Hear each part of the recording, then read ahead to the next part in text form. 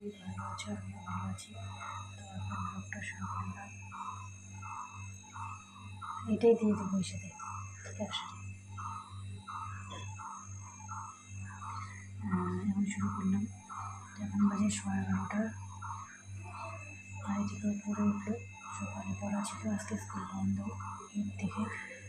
আর এদিকে কাজ টাজ সব শেষ, স্যার চলে এসে সকালে খাওয়া হয়ে গেল। মা ওদিকে পূজা করছে ওইদিকে। তো ভাইকে মাছ আনতে দিল।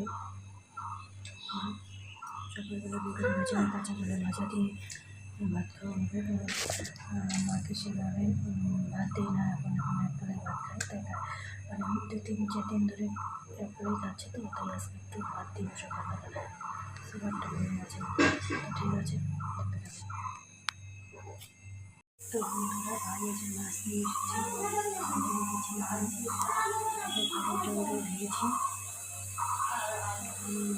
মাছটা জলে ভেজেছি, আর ওটাকে যে আলু দিয়ে করবো, আলু সেদ্ধ হয়ে গেছে। আমার জন্য করবো সেদ্ধ, আবার সেদ্ধ দিয়ে রান্না করবো। ঠিক আছে বন্ধুরা, তো রান্না করে দিই, অনেকটা বেলা হয়ে গেছে, 12টা পার হয়ে গেছে। ঠিক আছে, রান্না করে দিই, পরে আসবো।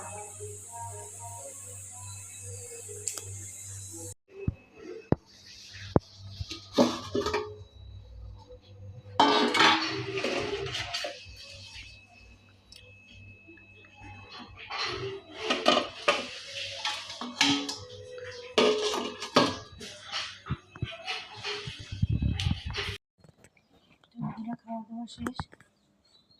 আর এদিকে কাপড় গুছিয়ে নিই, কাপড়গুলো অনেক হয়ে গেছে, শুকিয়ে নিয়ে আসছি।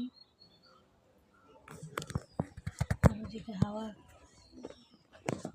দিয়ে দিয়েছে, তাই তাড়াতাড়ি তুলে নিয়ে আসলাম, নাহলে বারবার করে যাচ্ছে আর বারবার তুলে দিচ্ছি। ঠিক আছে বন্ধুরা,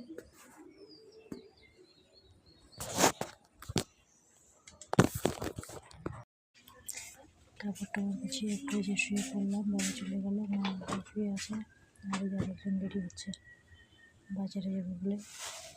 যা কিছু কেনাকাটা আছে ওই করে নিয়ে আসুক। তো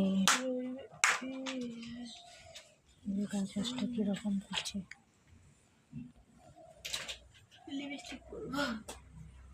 কাজটা কীরকম করছে। কালকে যে ঝড় হলো, ভালো ঝড় হয়েছে, আজকে যে ভালো।